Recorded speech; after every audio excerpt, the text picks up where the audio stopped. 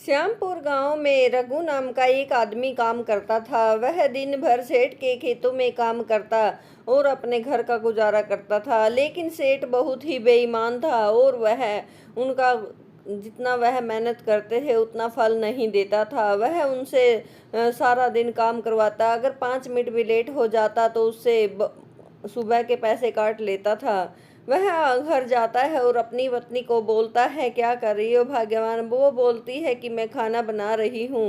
वह खाना डालने के लिए कहता है तो उसकी पत्नी बस उसे चावल ही दे देती है और वह कहता है, क्या अब चावल ही खाऊंगा और कुछ नहीं है साथ में? तो उसकी पत्नी बोलती है, जितने पैसे ने आपने दिए थे उनसे बस चावल ही आए हैं, मैंने यही बना दिए हैं, अब मैं तरकारी कहाँ से लेके आऊँ?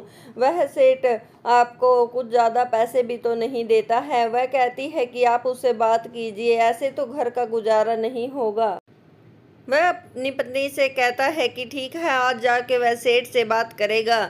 वह अपने काम के लिए निकल जाता है और वहाँ पे आके वह सेठ से कहता है, सेठ मुझे कुछ पैसे दे दीजिए, मैं सारा दिन काम करता हूँ, आप थोड़ी सी तो मेरी पगार बढ़ा दीजिए।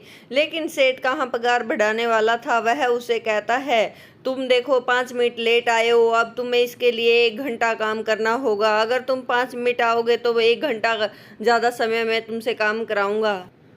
वह सेठ इतना मक्खी चूस था कि अगर उसके पास कोई कर्जा लेने के लिए आता था, जब तक चीज गिरवी नहीं रखता था तो वह उसे पैसे नहीं देता था।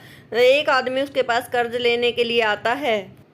वह अपनी पत्नी के चांदी के कंगन गिरवी लग के उससे कर्जा लेता है और तभी सेठ अपने नौकर से कहता है कि आजकल तो कोई आ ही नहीं रहा है, मेरा तो कर्ज देने का धंधा भी बहुत कम पड़ गया है। तो उसका नौकर बताता है कि गांव में एक नया सेठ आ गया है, सभी लोग उससे ही कर्जा ले रहे हैं आजकल। वह ना ही तो ब्याज लेता है और किसी की चीज़ें भी गिरवी नहीं रखवाता है, इसीलिए सभी लोग उसको पसंद करते हैं। तो सेठ तिलमिला जाता है और कहता है कि देखता हूँ यह भी कौन सेठ आ गया है जो ऐसा फ्री में सबको पैसे बांट रहा है। वह जाकर देखता है सेठ की उससे भी बड़ी कोठी थी और वह ठाठ बाट भी अलग ही थे। वह सेठ से मिलके उनसे कहता है कि अगर आप ऐसे ही फ्री में सबको पैसा बांटेंगे, हमारा तो धंधा चौपट होगा ही और आपको भी इससे क्या मिलेगा। वह उसको बहुत भड़काने की कोशिश करता है, लेकिन वह एक दयालु प्रवृत्ति का इंसान था। वह उसकी बातों में नहीं आता है और कहता है कि मुझे मालिक ने सबकी मदद करने के लिए ही तो पैसा दिया है, अगर मैं किसी की मदद नहीं करूंगा तो मालिक मुझसे रुष्ट हो जाएंगे। तो वह सेठ वहां से झिना के वहां से चला जाता है। रामकिशन सेठ एक बहुत ही दयालु प्रवृत्ति का इंसान था। उसका बेटा विदेश में पढ़ाई करने के लिए गया हुआ था और वह दोनों ही अब यहाँ पर रहते थे और उनको सबकी मदद करके बहुत अच्छा लगता था। इसीलिए वह गांव में किसी को भी मजबूर देखते थे तो उसकी मदद के लिए आगे आते थे। लेकिन वहीं पर रामदास ऐसा बिल्कुल भी नहीं सोचता था। वह उसे जलने लग जाता है और उसके खिलाफ साजिशें करना शुरू कर देता है।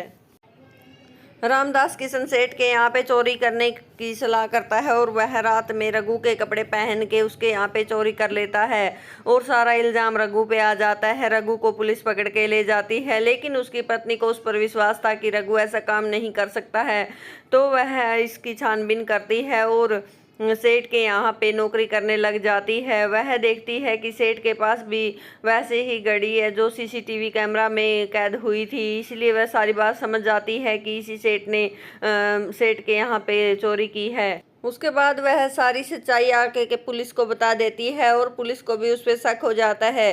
तभी उसके पास पुलिस पहुंच जाती है और जाकर देखती है कि उसने वही घड़ी पहन रखी थी। उसके पास से सारा सामान बरामद हो जाता है और पुलिस उसको पकड़ कर के ले जाती है। रामदास सेठ को जेल हो जाती है और वह काल कोठरी में पड़ जाता है। रघु को इज्जत के साथ बाहर कर दिया जाता है और रामकिशन उससे माफी मांगता है।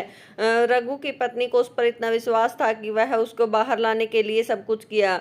इसीलिए कहते हैं ये एक बंदे पर विश्वास रखना चाहिए, अगर पत्नी विश्वास करती है तो सब कुछ अच्छा होता है।